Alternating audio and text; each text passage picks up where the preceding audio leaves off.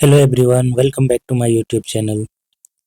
आज हम straight line का फिफ्थ फॉर्म देखेंगे, स्लोप इंटरसेप्ट फॉर्म। इससे पहले हमने 2 पॉइंट्स फॉर्म देखा, पॉइंट स्लोप फॉर्म देखा और equation parallel to the axis, यानी कि एक्स एक्सिस और वाई एक्सिस के जो पैरेलल होते हैं उसके इक्वेशन हम देख चुके हैं।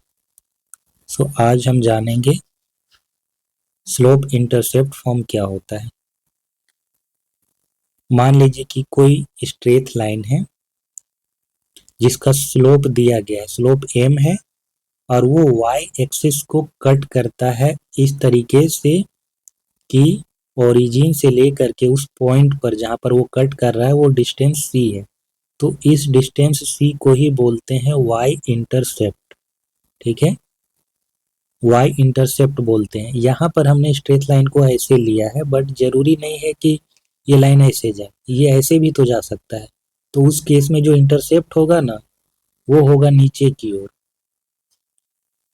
तो सी पॉजिटिव होगा या नेगेटिव होगा, ये इस बात पर डिपेंड करता है कि intercept positive direction of Y axis में है या नेगेटिव डायरेक्शन में। अगर पॉजिटिव में है तो सी का वैल्यू पॉजिटिव होगा, नेगेटिव में है तो सी का वैल्यू नेगेटिव होगा।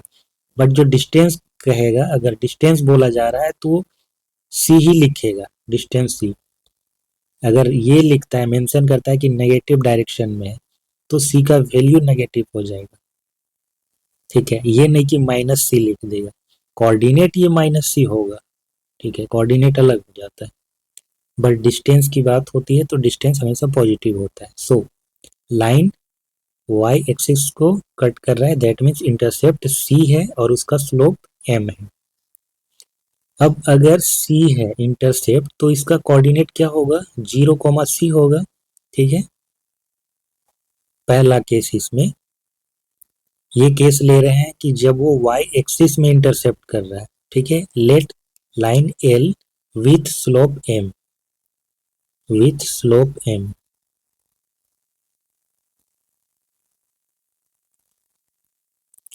cuts y axis at a distance c from the origin। Origin से c डिस्टेंस पर y एक्सिस को कट कर रहा है। c को यहाँ पर y intercept of the line L बोला जाता है। Coordinate of the point where line L meet y axis, यानी कि इस पॉइंट का कोऑर्डिनेट क्या हो जाएगा, 0, c होगा। अब कोई पॉइंट ले लीजिए, आर्बिट्रेरी पॉइंट, क्योंकि हमको इक्वेशन लिखना है। ठीक है, ये हमें मिल गया ना, ये मिल गया एक पॉइंट और एक आर्बिट्रेरी पॉइंट चाहिए, स्लोप तो दिया गया है। तो क्या करेंगे, एक आर्बिट्रेरी पॉइंट ले लेंगे P जिसका कोऑर्डिनेट होगा x, y। हम स्लोप निकाल करके बराबर कर देंगे। Now slope of the line AP equal to क्या हो जाएगा, y minus c upon x minus 0। y minus c upon x, ये आ जाएगा इसका स्लोप। और ये बराबर होगा किसके, ये बराबर होगा m के। यहाँ से हमें क्या मिलेगा, y minus c equal to m x, that is y equal to m x plus c. ये रहा slope intercept form of a straight line. ठीक है, y equal to m x plus c, याद रखना बहुत आसान है। y equal to m x plus c, जहाँ पर m हमारा क्या है, स्लोप होगा, slope of the straight line, and c is the intercept of line on y axis. अब एक नोट है, value of c will be positive और negative according as the intercept is made on the positive और negative side of y axis respectively. जो चीज़ अभी हमने discuss किया कि c का वैल्यू पॉजिटिव हो गया या नेगेटिव, ये इस बात पर निर्भर करता है कि इंटरसेप्ट ऊपर की ओर है या नीचे की ओर है। अब इसका दूसरा केस देखते हैं। ये तो हो गया कि y एक्सिस में जो इंटरसेप्ट है उसकी बात हमने की। अगर लाइन कट कर रहा है एक्स एक्सिस में और इंटरसेप्ट ये वाला हमें दिया गया है। ठीक है, इंटरसेप्ट अगर हमें ये दिया गया है कि एक्स एक्सिस को इतना डिस्टेंस पे काट रहा है ओरिजिन से डी डिस्टेंस पे, तो उस केस में ए का कोऑर्डिनेट हो जाएगा डी कोमा जीरो। स्लोप दिया गया है एम, एक आर्बिट्रेरी पॉइंट आपको लेना है पी जिसका कोऑर्डिनेट होगा एक्स कोमा वाई। अब हम इसका स्लोप निकाल कर इसके बराबर कर देंगे। Slope of the line is M दिया गया है और पी ए की मदद से लिखेंगे y minus zero upon x minus D. So this implies m equal to y upon x minus d. So y equal to m times x minus d. ये रहा equation of the straight line whose slope is m and x intercept is d। ठीक है, याद रहेगा। अगर कोई confusion होता है तो आप क्वेश्चन पढ़ के उसे समझ कर ऐसे भी निकाल सकते हैं। अगर इंटरसेप्ट दे देता है, आपको बोल देता है कि एक्स एक्सिस में इंटरसेप्ट इतना है, तो आप इसका कोऑर्डिनेट ही लिख लीजिए। उसके बाद जो पॉइंट स्लोप वाला फॉर्मूला है वो लगा दीजिए तो निकल जाता है, जो भी हमने अभी टेक्निक यूज किया इस इक्वेशन को फाइंड आउट करने के लिए। और अगर डायरेक्ट इक्वेशन याद रहता है तो इसका इस्तेमाल करें। सो क्वेश्चन करते हैं इसमें, write the equation of the line for which tan theta equal to 1/2 where theta is the inclination of the line and y intercept is -3/2। Okay, y intercept दिया गया है -3/2, इंटरसेप्ट दिया है, डिस्टेंस नहीं बोला है, और -3/2 बोला है, दैट मीन्स वो नीचे की ओर होगा। x intercept is 4। दो क्वेश्चन है इसमें। टेन थीटा दे दिया है यानी कि हमें स्लोप दे दिया गया है, ठीक है, पॉजिटिव है। सो पहला पार्ट इसका,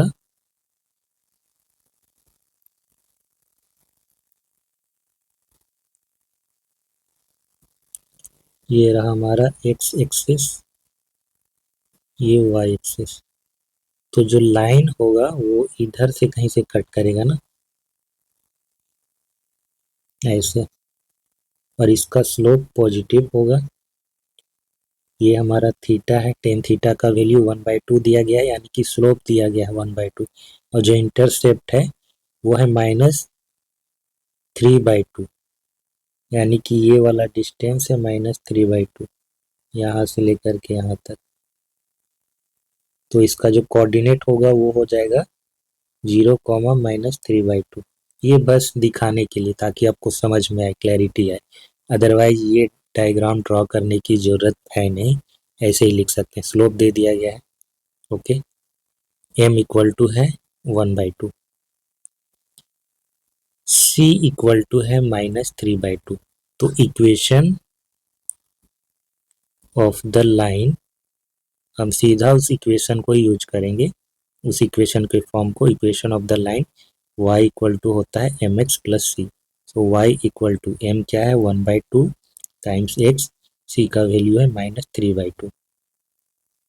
सो y equal to x -3/2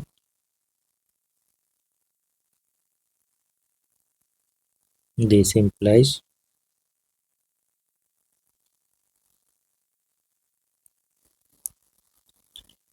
x -3 equal to 2y, x -2y equal to 3।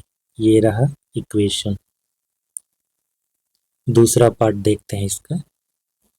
इसमें x इंटरसेप्ट दिया गया है 4 और टेन थीटा वो सेम ही रहेगा, यानी कि यही लाइन, नहीं ये लाइन नहीं, टेन थीटा सेम रहेगा, ठीक है। इंटरसेप्ट अब x एक्सिस में है, यानी कि ये कुछ ऐसा हो सकता है।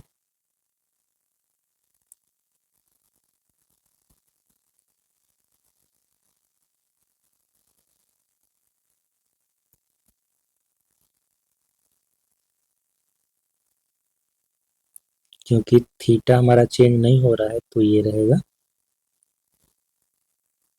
अब जो इंटरसेप्ट है वो x एक्सिस में है, यानी कि ये 4 है, ठीक है। तो ये कोऑर्डिनेट हो जाएगा 4,0। सो हमें इससे मतलब नहीं, हमें तो सीधा इसका फॉर्म ही पता है, y equal to m times x minus T. Equation of the line और d इक्वल टू क्या है 4 और m इक्वल टू है 1/2। So equation of the line क्या हो जाएगा y equal to m times x minus T. m हमारा 1/2 x minus 4।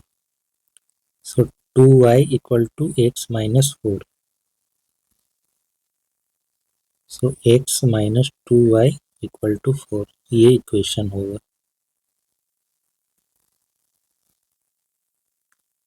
अब आते हैं इंटरसेप्ट फॉर्म पे, जो कि मेरे अकॉर्डिंग सबसे सिंपल फॉर्म है, सबसे अच्छा है, लिखना इसे आसान है। और अगर इक्वेशन दिया गया है तो इंटरसेप्ट निकालना भी आसान है। किसी लाइन को अगर ड्रॉ करना है, इक्वेशन दिया हो तब ड्रॉ करना है, तो सबसे अच्छा तरीका है कि इंटरसेप्ट फॉर्म पे लिखें, उसके बाद ड्रॉ करें। सो क्या होता है इंटरसेप्ट फॉर्म? इसमें दोनों इंटरसेप्ट आपको दिए जाते हैं। अभी हमने देखा कि y इंटरसेप्ट जब दिया रहता है तो y equal to m x plus c होता है। जब x इंटरसेप्ट दिया रहता है तो y equal to M times x minus D होता है।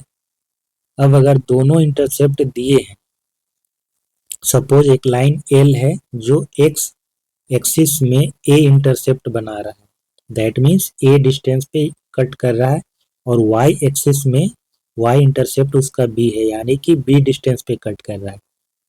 तो जब ऐसा होगा तो इस पॉइंट का कोऑर्डिनेट क्या हो जाएगा? डिस्टेंस a है तो इसका कोऑर्डिनेट a, 0 होगा। ये डिस्टेंस b है तो इसका कोऑर्डिनेट 0, b होगा। अब दो पॉइंट आपको मिल गए जिसके कोऑर्डिनेट आपको पता है।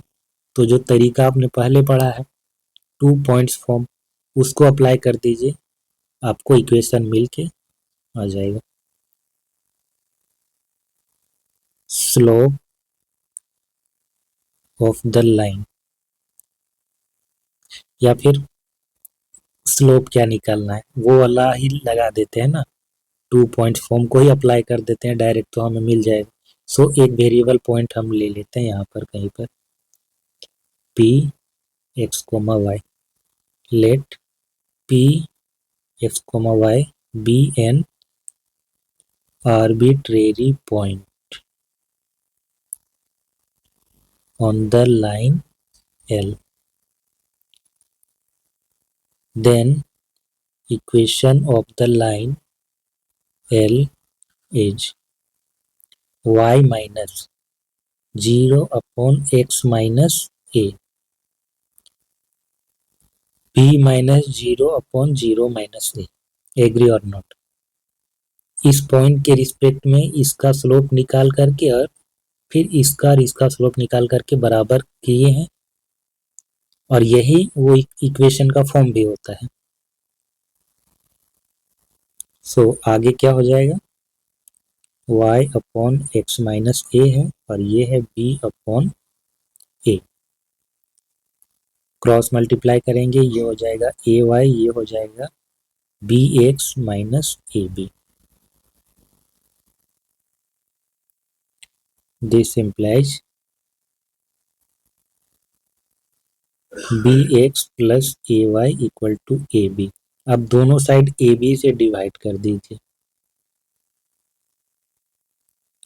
तो इससे होगा क्या कि बी से कैंसिल, ए से कैंसिल, और ये ए बी पूरा कैंसिल। तो जो बचता है वो है X upon A plus Y upon B equal to 1। सबसे सिंपल फॉर्म। इक्वेशन जब इस फॉर्म पे होता है तो ये देखकर ही पता चल जाता है कि एक्स के नीचे जो भी है नंबर और वाई के नीचे जो भी नंबर है, राइट साइड हमेशा 1 होना चाहिए। राइट साइड अगर 1 होता है और एक्स के नीचे जो नंबर है, वाई के नीचे जो नंबर है, यही दोनों इंटरसेप्ट हो जाएंगे। एक्स का इंटरसेप्ट क्या है? ए है, ये वाला, और वाई का इंटरसेप्ट बी, ये वाला। ठीक है। सो इक्वेशन दिया रहेगा तो उससे इंटरसेप्ट भी निकाल सकते हैं, इंटरसेप्ट दिया रहेगा तो इक्वेशन डायरेक्ट ऐसे लिख सकते हैं। अब आपको ये करने की जरूरत नहीं, इंटरसेप्ट दिया हो सीधे इसमें पुट कर दीजिए, इक्वेशन निकल जाएगा। एक एग्जांपल देखते हैं। Find the equation of the line which make intercept -3 and 2 on the x axis and y axis respectively. So हमें इंटरसेप्ट दे दिया गया। सॉल्यूशन ए इक्वल टू है -3, बी इक्वल टू है 2। Equation of the line whose intercept on axis are a equal to -3, b equal to 2 is x upon -3। एक बार equation ही लिख लेते हैं, ये होता है so x upon -3 plus y upon 2 equal to 1। आप चाहे तो ऐसे भी लिख करके छोड़ दें या फिर आगे कर सकते हैं। क्या हो जाएगा 2x minus 3y equal to -6, ये हो जाएगा।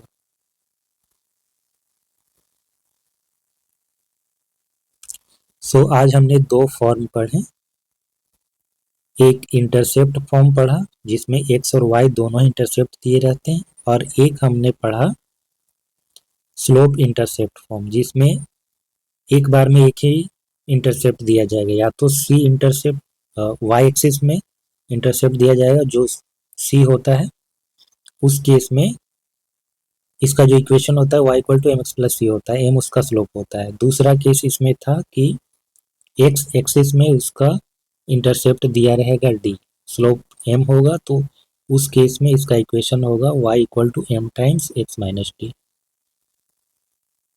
और इंटरसेप्ट फॉर्म जो सबसे इजीएस्ट फॉर्म है ये हमने देखा। सो आई होप आज का वीडियो आपको पसंद आया होगा, इसे लाइक और शेयर जरूर करें, चैनल को सब्सक्राइब करें। पुराने वीडियो लेक्चर देखने के लिए आप हमारे किसी भी वीडियो के डिस्क्रिप्शन पे जा कर के प्लेलिस्ट के लिंक में जा कर के आप पुराने वीडियो देख सकते हैं।